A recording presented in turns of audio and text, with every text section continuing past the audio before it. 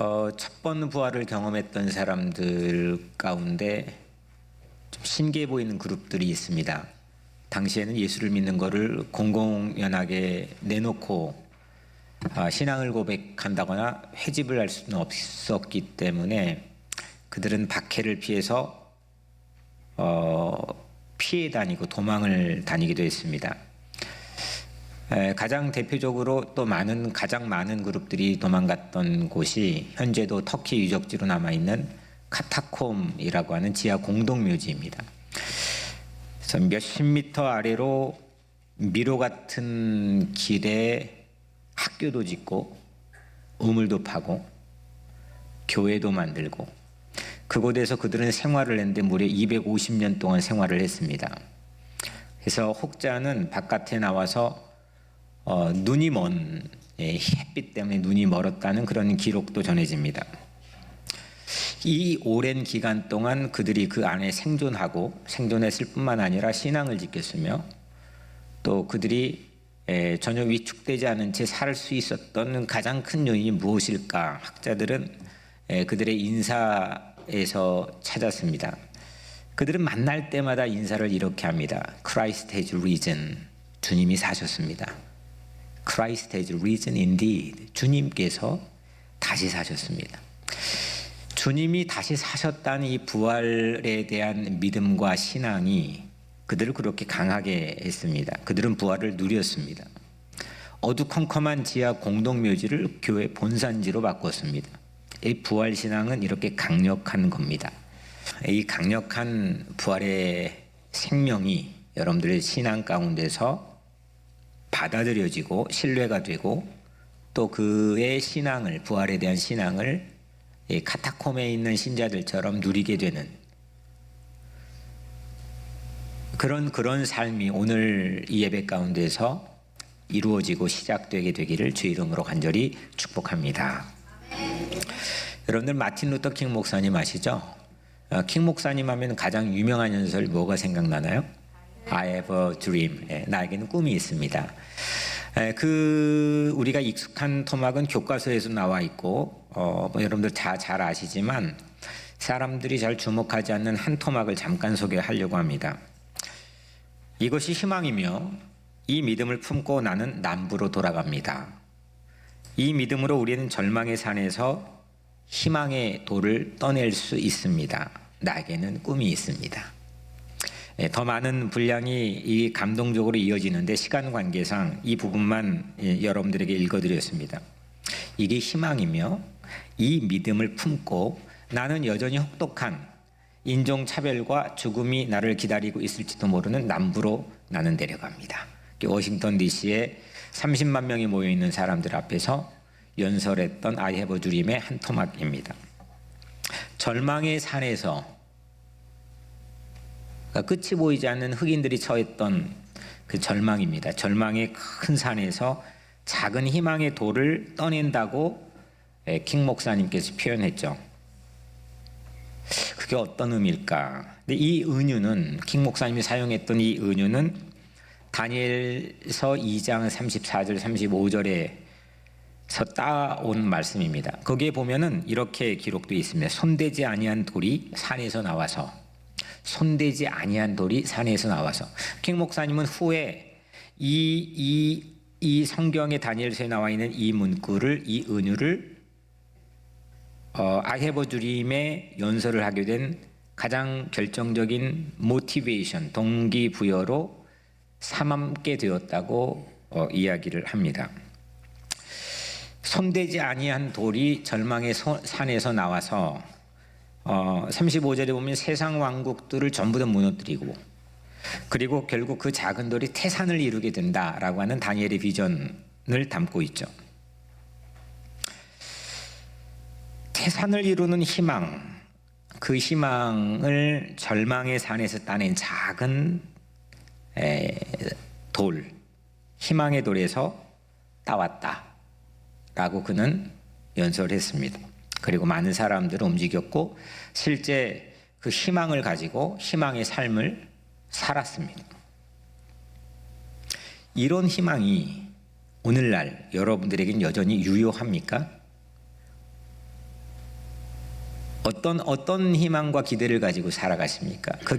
그런 희망이 여러분들에게 여전히 작동하고 있습니까? 유효합니까? 특별히 목사가 성경에서 가지고 있는 은유를 가지고 세상에 믿건 믿지 않건 세상 한복판에서 절망의 산에서 따온 희망의 작은 돌을 가지고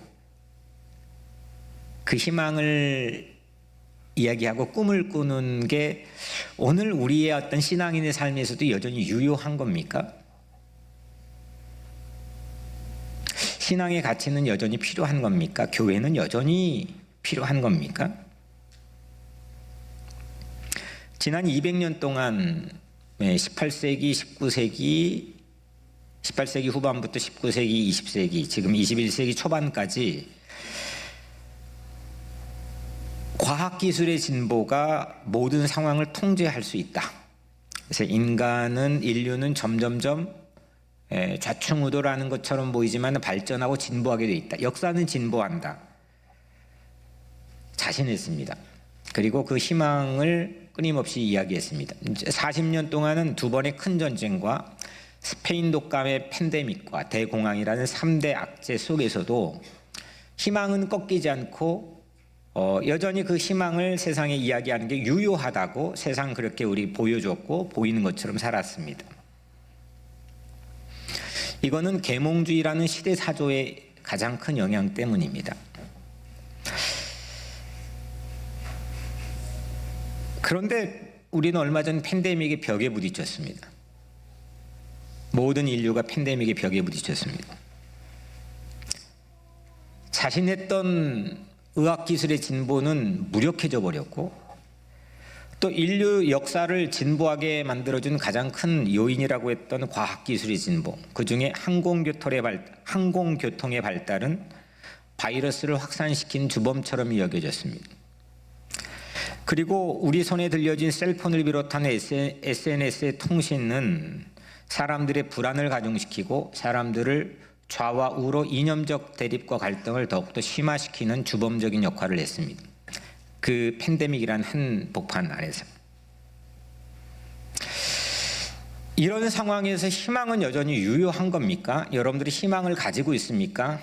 희망을 누리고 있습니까? 희망을 말할 수 있습니까? 교회는 그 희망을 이야기할 수 있는 가치가 있습니까? 교회는 필요합니까? 특히 오늘날 같이 교회를 향해 기대하지 않는, 교회의 목소리에 별 귀를 기울이지 않고 도리어 비난이 많은 이 시대, 엄밀하게 말해서 카타콤으로 박해받으며 도망갔던 그 시대와 이 외형면에는 크게 다르지 않을 수도 있는 이런 시대에 교회는 필요한 겁니까? 교회는 희망을 여전히 이야기할 만한 그런 힘과 가치가 이 교회 안에 있다고 생각하십니까? 여러분들 안에 신앙은 어느 정도의 영향을 미치고 그 신앙의 가치가 여러분들 안에 있습니까? 이런 상황에서 희망의 구심점이 되는 아주 이 역사적 사건을 우리가 하나 보려고 합니다. 예수의 부활입니다. 기독교가 출발하는 결정적 순간은 예수의 부활이었습니다. 그 부활이 수많은 유대인들을, 그들의 세계관을 하룻밤 사이에 송두리째 바꿔놨고, 그리고 그들이 세상을 변화시켰습니다. 그 중에 그 유대인들 가운데는 예수를 한 번도 본 적도 없는 바울이라고 하는 사람이 자기의 삶이 회심이 되었고, 그리고 교포의 자녀로 살았던 그 바울은 도리어 부활의 신앙을 가장 널리 많은 사람들에게 전파하는 사람으로 변화됩니다. 희망을 말하기가 매우 어려운 시대, 희망이 여전히 유효하다고 이야기하는 사람이 매우 드물어져가는 이 시대, 희망의 구심점이 되는 이 역사적 사건인 부활의 사건에 우리는 어떤 반응을 해야 됩니까? 어떻게 반응하면 됩니까? 먼저는 예수님의 부활이 우리에게 중요한 건 뭐냐면 먼저 예수님의 부활이 실제 있던 일이다. 실제 역사적 사건이다 라고 하는 사실을 매우 진중하고 진지하게 믿는 일이 필요합니다. 얼마 전에 제 비행기를 탔습니다. 타기 전에 하늘이 아래에서 보니까 하늘이 뿌였습니다. 이 비행기가 잘 날 수 있을까? 먹구름이 가득했습니다. 근데 비행기가 막상 이륙하니까 이게 그 먹구름을 뚫을 때는 막 기체가 흔들리더니 뚫고 나서 이륙을 해서 궤도에 접어드니까 창문을 통해 바라보는 바깥은 완전히 딴판이었습니다. 물론 늘 비행기 타면 보는 광경이었지만 햇살이 정말 눈이 부시도록 찬란했고 그리고 온통 하늘이 푸르렀습니다. 물론 발 아래는 먹구름으로 땅이 안 보였습니다. 뿌연 하늘 너머, 땅 아래에서 볼 때는 뿌연 하늘 너머에 푸른 하늘이 있다는 것은 지식적으로는 알 수는 있지만 그건 잘 누리지 못합니다. 그냥 먹구름만 보며 삽니다. 하지만 비행기를 타고 하늘 위를 올라가면 그걸 알게 되고 체험하고 보게 됩니다. 딴 세상이 있었구나. 이처럼 이 땅 위에는 불의, 절망, 죽음, 배신, 슬픔, 수없는 우리를 위협해오는 희망을 작게 만들어버리는 요소들이 너무 많이 있습니다. 그런데 이처럼 땅 위에 불의, 절망, 죽음 넘어 예수 부활이 있다고 하는 것을 믿음으로 독수리처럼 창공에 올라가면 딴 세상이 보이게 되는 겁니다. 저는 오늘 여러분들이 그 경험을, 그 체험을 사모할 뿐만 아니라 누리게 되는 그런 은총이 있게 되기를 주의 이름으로 축원합니다. 여러분은 부활을 믿습니까? 예. 아멘이 한 20명 하는 것 같습니다. 예. 부활을 믿습니까? 예. 부활을 어떻게 믿습니까? 무엇로 믿습니까? 증거가 있어야 되잖아요. 부활을 믿을 수 있는 증거는 크게 성서가 제시하는 증거는 두 가지입니다. 물론 디테일하게 더 세부적으로는 작은 증거들이 또 있겠지만 큰 프레임으로는 성서가 제시하는 부활에 대한 증거, 우리가 믿게 만드는 하나님이 제시한 증거는 두 가지가 있습니다. 하나는 빈 무덤입니다. 무덤이 비어 있다는 겁니다. 두 번째는 다수의 증인들입니다. 부활하신 예수를 직접 보고 만나고 만져보고 대화하고 했다고 하는 다수의 증인들, 이 두 가지입니다. 먼저 예수의 무덤은 비어 있었습니다. 예수님이 성경에 보면 죽었다. 예수님이 십자가에서 6시간은 고난받고 죽으셨다. 그렇게 끝나지 않고 장사 지낸 바 되셨다가 그러니까 장례를 치렀다는 거죠. 그리고 매장했다는 겁니다. 그에겐 무덤이 있었다는 겁니다. 근데 무덤이 있는데 그 무덤이 비어 있다는 겁니다. 또한 수많은 사람들이 다양한 정황에서 그 무덤이 비어 있었던 그 장소에서 나오신 다시 사신 예수님, 부활하신 예수님을 직접 봤다고 수많은 사람들이 다양한 정황에 증언을 합니다.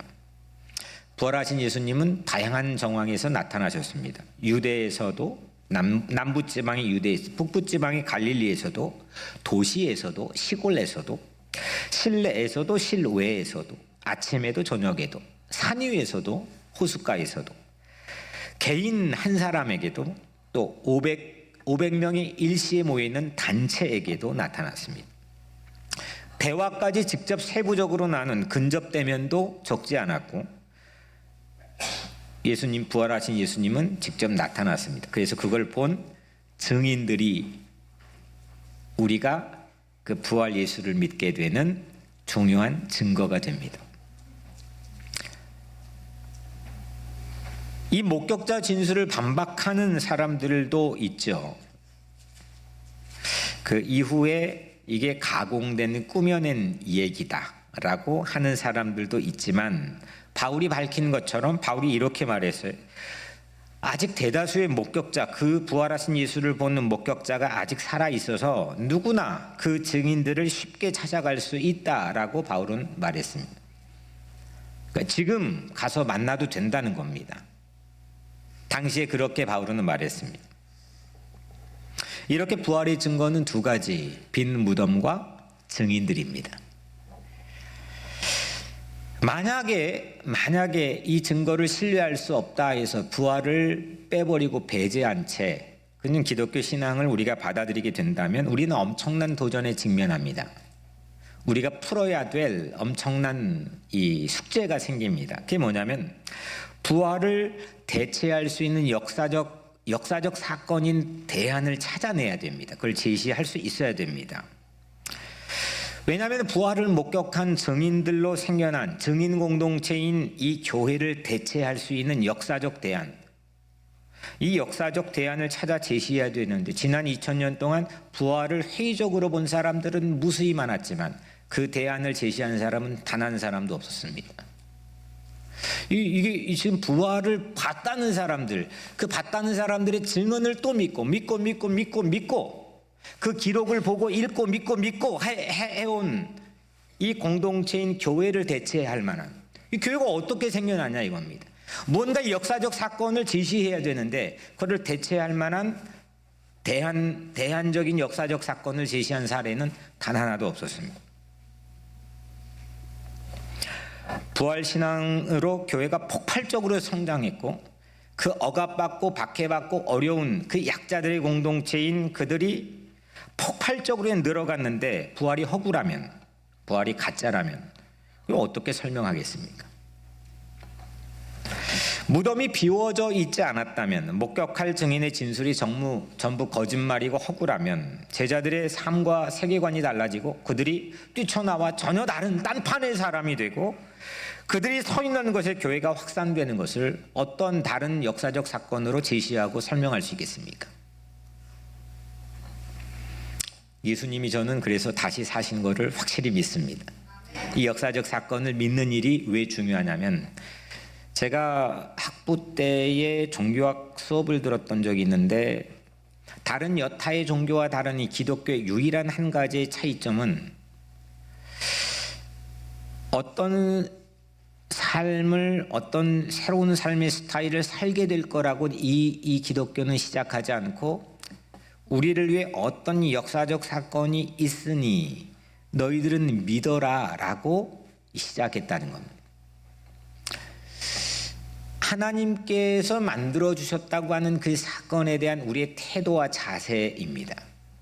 그걸로 기독교는 시작했습니다. 그걸 우리는 신앙, 믿음이라고 합니다. 그래서 이 역사적 사건이 우리가 가지고 있는 마음의 태도는 무엇이냐고 성경은 끊임없이 묻습니다. 예수님은 다시 사셨습니다. 무덤은 비워졌고 부활한 예수님을 본 증인들은, 목격한 증인들은 분명히 있었으며 그것이 오늘 우리가 여기 모여있는 부활신앙 공동체의 가장 중요한 결정적 증거입니다. 우리는 그래서 빈 무덤과 증인들로 인하여서 부활 예수를 믿습니다. 그 부활은 강력합니다. 그 부활을 믿고 누린 사람들은 전혀 다른 삶을 살게 되었습니다.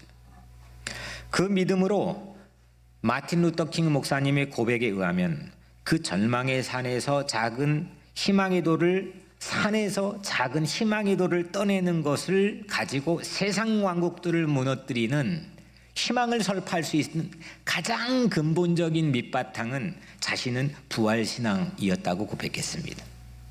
그 부활신앙을 누리고 살고 믿고 신뢰하고 있느냐 이겁니다. 부활의 두 가지 증거가 오늘 본문에 다행히 모두 담겨 있습니다. 오늘 이 스토리는, 오늘 우리가 읽은 이 10문장의 스토리는 빈 무덤에서 시작해가지고 그 증인들, 목격한 증인들의 집으로 이야기가 끝이 납니다. 1절에 보면 막달라 마리아가 무덤에 와서 돌이 무덤에서 옮겨진 것을 보고, 무덤 이야기죠. 근데 무덤에서 돌이, 막아놨던 돌이 움직여졌다. 시신이 없어졌다. 이 막달라 마리아가 본 겁니다. 오늘 마지막 10절은 이에 두 제자가 자기들의 집으로 돌아가니라. 그 집이 어떤 집인지 우리가 살펴보겠지만 여하튼 무덤에서 자기들의 집으로 돌아갔다. 이 이야기로 오늘 스토리가 막을 내립니다. 빈 무덤과 부활 예수를 만난 증인들의 집입니다. 특별히 이 이야기는 이 빈 무덤과 증인들의 집으로 가는 이 이동길, 그들이 걸어갔고 주로 뜀박질을 했거든요. 뜀박질했던 그 길을 유난히 우리에게 부각하여서 강조합니다. 우리는 이 동선을, 오늘 이 말씀 아래서 이 동선을 내 삶에 그리고 내 삶에 복원하고 내 삶에 재현하고 내 삶에서 걷고 내 삶에 살아야 되는 겁니다. 그 이야기를 오늘 하려고 하는 겁니다. 여러분들 다시 살아나신 예수의 증거, 다시 살아나신 그 예수의 증거, 여러분들도 은행하고 거래를 틀려면 은행을 신뢰해야 거기다 돈을 맡길 거 아닙니까? 사람하고 뭔가 사업을 하려면 그 사람과의 신뢰를 터야 그 사람과 동업을 할 거 아닙니까? 교회에 오려면 이 교회 공동체에 대한 신뢰감이 있어야 이 자리에 앉아 있을 거 아닙니까? 무슨 일이든지 무언가 역사적 사건에 대해서 진입하려면 믿음과 신뢰가 필요할진데, 가장 이 땅에서 흔들릴 수 없는 유일한 희망을 가지게 된 가장 중요한 동력은 마틴 루터 킹 목사의 경험처럼 다시 살아나신 예수를 믿는 것보다 더 큰 희망은 없는 줄로 믿습니다. 어두운 새벽이었습니다. 예수를 묻었던 그 무덤에 달려간 첫 번째 사람이 막달라 마리아라는 여인이었습니다. 이 여인은 예수님을 너무너무 사랑했던 연인 같은 사람입니다. 자기의 머리카락으로 예수님 발을 씻겼을 뿐만 아니라 우리의 성경에 보이지 않는 곳에서도 그 예수님이 3년 공생애하는 길목에, 막달라라고 하는 이 길목에, 갈릴리 호숫가의 서쪽에 거주했던 이 막달라 마리아는 이 여인은 예수님을 정말 사랑했던 사람입니다. 그래서 예수님이 돌아가시고 매장된 다음에 정말 마음이 슬펐겠죠. 그리고 그날 새벽 그런 마음을 가지고 무덤으로 달려갔을 겁니다. 그런데 예기치 않는 광경을 이 여인이 목격하죠. 분명히 예수님을 매장했던 그 무덤에 막아놓았던 문을 누군가 옮겨놨다는 겁니다. 그 무덤이 열려져 있었다는 겁니다. 그리고 시신이 없어졌다는 겁니다. 이 여인은 그때까지 누가 이 시신을 탈취해 간 줄로 알았습니다. 이 여인은 달렸습니다. 그리고 두 제자에게 달려와서 이 사실을 알렸습니다. 베드로와 요한이라고 하는 제자에게 달려와서 시신이 없어졌다고 말해줬습니다. 두 제자가 그 사실을 듣고 바로 달려갔습니다. 무덤으로 달립니다. 요한이 더 빨리, 나이가 조금 더 어리거든요. 12제자 중에 가장 막둥이였는데 요한이 같이 시작했는데 더 빨리 도착을 하죠. 그리고 몸을 숙였습니다. 몸을 구부려서 무덤 안에 들여다봤습니다. 예수님을 감쌌던 수의만 있는 것을 요한은 봤습니다. 그리고 들어가지는 않았습니다. 뒤늦게 도착했던 베드로가 무덤에 들어갔습니다. 그리고 이번엔 이 베드로가 수건이 그 벗겨진 수의와 다른 장소에 그대로 개켜져 있는 게 베드로의 눈에 들어왔습니다. 그리고 마지막으로 요한도 무덤으로 들어갔습니다.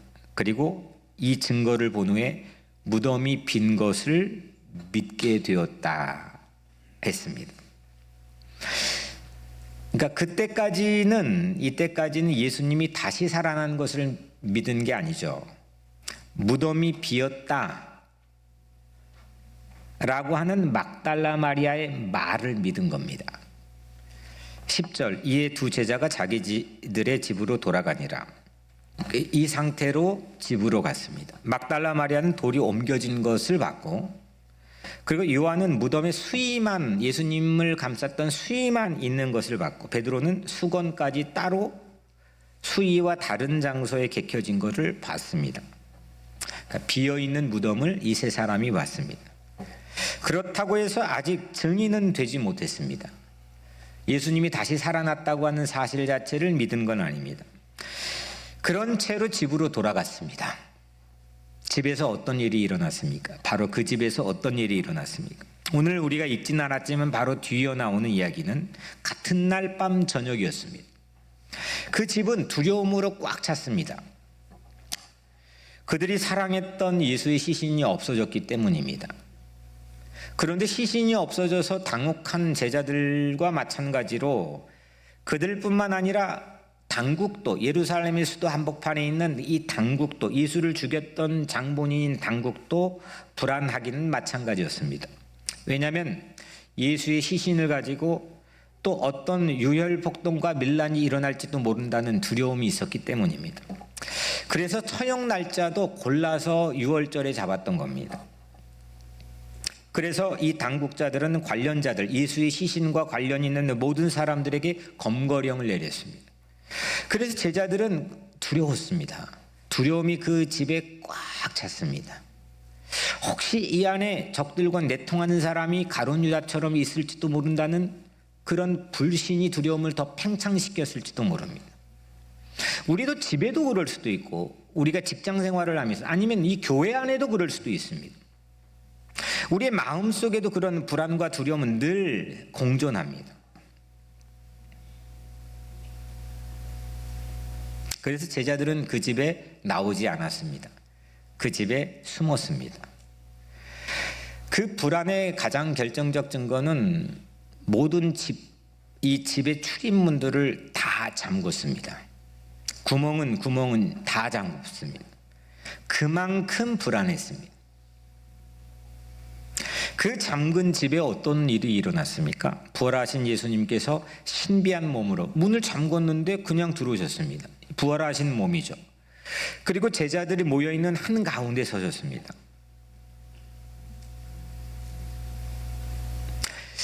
팀 켈러 목사님은 이것을 선한 침략이라고 표현합니다. 선한 침략. 침공하는 겁니다. 막았는데 그냥 들어오는 겁니다. 밀고 들어오는 겁니다. 뭘 거스를 수 있는 게 없습니다. 잠가도 꽁꽁 막아도 자격이 없어도 어떤 위치에 있어도 어떤 상황이 있어도 그냥 침공해서 돌아버리는 겁니다. 이게 부활하신 예수님입니다. 부활하신 예수님께서는 우리를 그렇게 찾아오십니다.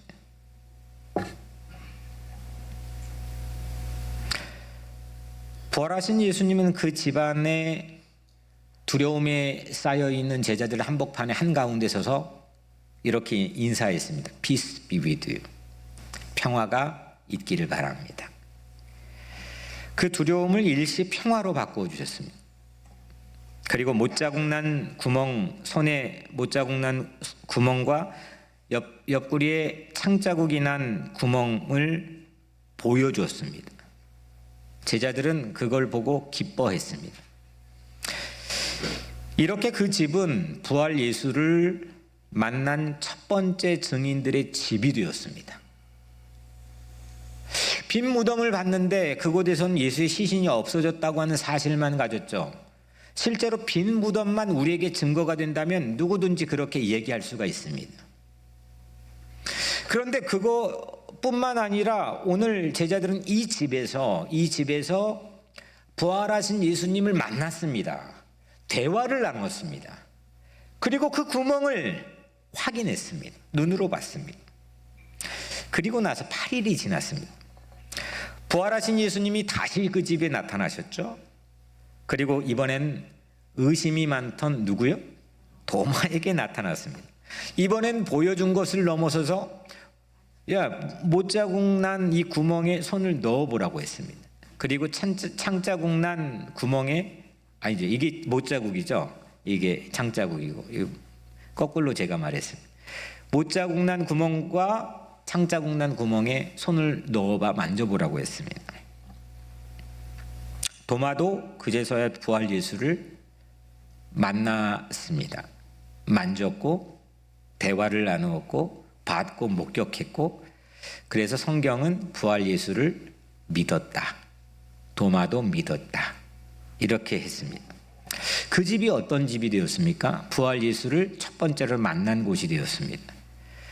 대화도 나누고 만나기도 한 집이 되었습니다. 그 집은 부활 신앙을 가지게 된 첫 번째 장소가 되었습니다. 그 집이 어떤 집일까? 대부분의 전문가들, 학자들은 그 집이 아마도 예루살렘에 있는 집이니까 마가의 다락방으로 여겨집니다.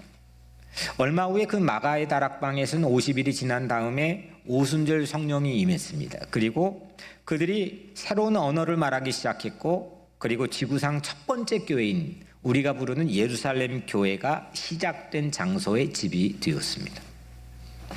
다시 말하면 어쩌면 그 집은 기독교의 발상지와 같은 곳입니다. 오늘 우리는 홈커밍이라고 하는 타이틀로 모였습니다. 우리가 이름을 붙였건 하나님 계획 안에서 모였건, 여튼 우리는 오늘 우리 기존의 교인들이건 누구건 전부 다가 저를 포함해서 홈커밍으로 모였습니다. 집, 하나님의 집으로 커밍한다. 그런 띠임 아래에서 우리가 함께 이 한 시간 함께 모였습니다.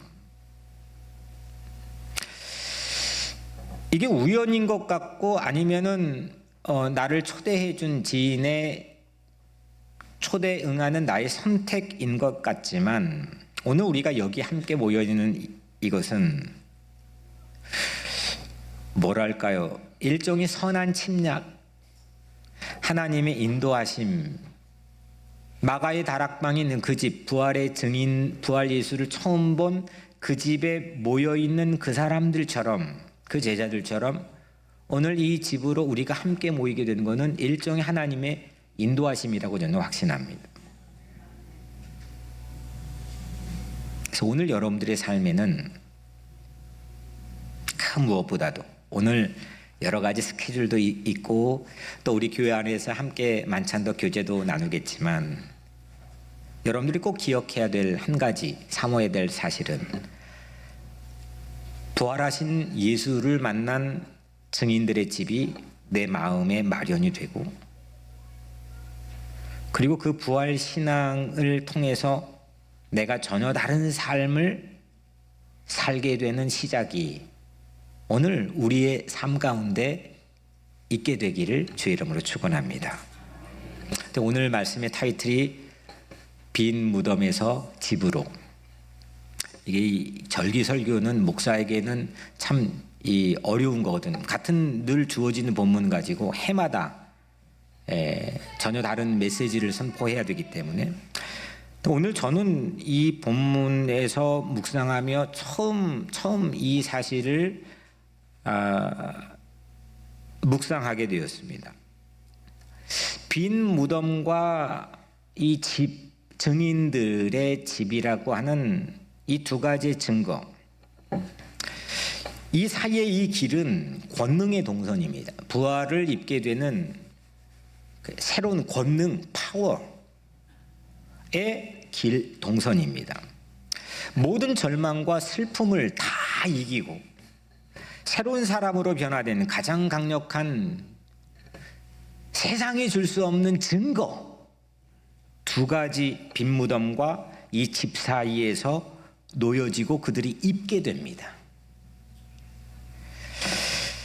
거꾸로 생각해 보면, 혹시 우리는 오늘 빈 무덤, 집, 증인들의 집인데 거꾸로 생각해 보면, 혹시 우리 삶은 거꾸로 빈 무덤이 아니고 꽉 찬 무덤, 절망, 슬픔, 온갖 고민, 불안, 두려움, 이런 세상 것들, 문제, 이슈, 벽들 앞에서 꽉 찬 무덤, 그냥 아예 무덤 같은, 죽을 것 같은 삶, 그리고 집은 빈집, 아무것도 증언할 수 없고 아무것도 신뢰할 수 없고 그냥 살아가는 이 패러다임을 가지고 혹시 우리는 살아갈지도 모르겠습니다. 어쩌면 세상은 그런 프레임 안에서 살고 있을 겁니다. 그런데 우리의 삶이 비록 꽉 찬 무덤, 빈집일지라도 이 둘 사이의 권능의 동선을 오늘 함께 그리고 그걸 복원하고 재현하게 되기를 주의 이름으로 축복합니다. 빈 무덤이 어디에 있느냐? 물론 빈 무덤 성지순례 가면 예루살렘에도 있고 이곳저곳에 모형들을 만들어 놓기도 했지만 빈 무덤은 성서에 있습니다. 증인들에 의해서 기록된 성서에 있습니다. 그리고 증인들의 그 집은 어디에 있느냐? 오늘 바로 여기에 있습니다. 여러분들의 삶에 있고 오늘 이 교회에 있습니다. 성서에서 이곳까지 이 빈 무덤이 있는 성서에서 증인들의 집이 되어야 될 나의 삶까지 믿음으로 이 길이 다시금 복구되고 재현되는 게 오늘 부활의 가장 중요한 메시지입니다. 이 제자들이 홈커밍 했다면 우리도 오늘 홈커밍 해야 되는 거 아니겠습니까? 그럴 때 나는 희망의 돌을 저 절망의 무지막지하게 큰 도저히 무너뜨릴 수 없는 산에서 희망의 돌 하나를 꺼내어서 부활의 돌을 하나를 꺼내어서 희망을 세상에 이야기하고 내 자녀에게 희망을 이야기하고 기도할 수 있는 그런 삶으로 다시 태어날 수 있지 않겠습니까? 예수 부활이 실제 있던 일임을 믿어야 한다는 걸 우리가 살펴봤죠. 그렇다면 예수님의 부활은 오늘 우리에게는 어떤 의미가 있을까요? 그는 오늘 우리에게는 빈 무덤은 두 가지를 말하죠. 하나는 무덤입니다. 빈 무덤, 무덤입니다. 무덤은 죽었다는 겁니다. 이제 더 이상 말도 못하고 호흡도 못하고 아무것도 일도 못하고 그냥 죽은 겁니다. 이게 무덤입니다. 그런데 그 무덤이 비었다는 겁니다. 다시 살아났다는 겁니다. 이게 빈 무덤이죠. 모든 영광을 버리고 낮은 곳에 오셔서 죽었습니다. 무덤이 있습니다. 십자가를 졌습니다. 그 증거가 무덤입니다. 그런데 다시 살아나셨습니다. 부활로 죽음을 이겼습니다. 내 안에 수없는 패배들이 쌓여 있습니다. 마치 무덤 같은 그런 형국일 수도 있습니다. 그런데 부활은 그 죽음을 내 안의 모든 실패를 이기는 줄로 믿습니다. 이게 빈 무덤의 권능입니다. 예수님께 십자가의 죽음을 무덤을 통과하셔서 하지만 그 무덤을 박차고 다시 부활하셔서 그 예수의 부활이 나의 부활이 될 수 있도록 주님께서 은총을 베풀어 주신다는 겁니다. 내 모든 삶의 자리에서 또한 사회의 모든 영역에서 우리의 70년 넘게 남북으로 분단되어 있는 비무장지대 그 갈등과 질시가 있는 그 땅부터 이 미국과 모든 우리 각자의 삶의 영역에서 우리는 전혀 새로운 권능으로 입어 살게 되는 게 부활의 권능입니다.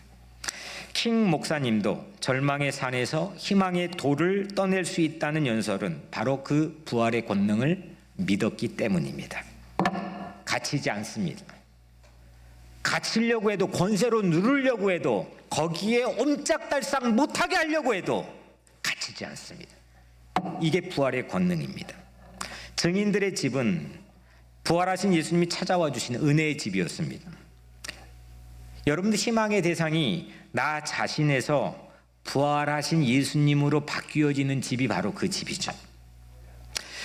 내가 나 자신을 희망하면 그건 언제나 상대적입니다. 그랬으면 좋겠다는 바람에 머뭅니다. 그래서 좋을 때도 있지만 막 날아갈 때도 있지만 하이퍼를 찍을 때도 있지만 한없이 나락으로 떨어질 때도 있습니다. 나 혼자 나를 끄집어 올릴 수 없는 지경도 있습니다. 이게 내가 내 자신을 희망의 대상으로 삼는 상대적 희망의 삶입니다. 거기도 믿음은 작동합니다. 그건 나를 믿어야 될 거 아닙니까? 근데 그게 믿을 만한 대상이 아니라고 하는 사실은 내가 다 증거로 가지고 있습니다. 내가 희망의 증거가 나 안에 훨씬 더 불충분하다는 사실은 우리가 잘 안다는 겁니다. 그런데 증인들의 집에서 오늘 이 증인들의 집에서는 부활하신 예수님께 확신을 둡니다. 다시 살아나신 예수님을 믿습니다. 거기서 뛰쳐나온 제자들은 전혀 딴판의 사람이 되었고 폭발적인 희망을 세상에 선포하고 보여줬습니다. 절망의 산 정도가 아니라 절망의 산맥에서 작은 부활의 돌 하나를 꺼내어 세상의 희망을 얘기했습니다. 그게 부활의 권능입니다. 그 부활을 가지고 있습니까? 부활의 신앙을 누리고 있습니까? 희망은 여전히 이 시대에 오늘 우리에게 유효한 겁니까? 절망을 이기고 희망을 말하는 여러분들 되기를 주의 이름으로 축복합니다. 빈 무덤에서 집으로 옮겨가는 제자들을 보십시오. 그 동선, 그 길에서 그 뜀박질했던 그 길에서 그 동선에서 제자들은 전혀 다른 사람으로 거듭났습니다. 시편 30편 5절 저녁에는 울음이 깃들일지라도 아침에는 기쁨이 오리로다. 어제 저녁에 그제 저녁에 나에게는 울음 한복판이었고 슬픔 한복판이었고 길이 보이지 않고 절망 한복판에 있고 이 시대가 그 불에 꽉 차 있을지라도 아침에는 기쁨이 찾아올 것이로다. 이게 부활입니다. 오늘은 홈커밍한 우리 모두에게 그 기쁨, 부활의 권능과 부활의 기쁨이 임하게 되기를 주의 이름으로 축원합니다. 사랑하는 여러분, 부활 예수만이 우리의 희망인 줄로 믿습니다. 죽은 자 가운데서 다시 살아나신 예수를 믿는 것보다 세상의 역사에 더 큰 희망이 또 어디 있습니까? 부활 예수만이 완전한 희망이고 실효성 있는 희망이고 현실적인 희망입니다. 빈 무덤에서 집 사이의 이 거리가 내 마음에 그려지고 복원되고 복구되고 재현되고 그걸 걷고 뛰고 누리게 되는 여러분들의 삶이 되기를 주의 이름으로 간절히 축복합니다. 새로운 나로 거듭나고 새로 부활 신앙을 누리게 되는 나로 거듭나서 내가 가정에 가고 세상에 나가고 직장에 가서도 전혀 딴판의 사람으로 희망을 얘기할 수 있는 그런 부활 신앙 가지는 누리는 여러분들 되기를 주의 이름으로 간절히 축복합니다.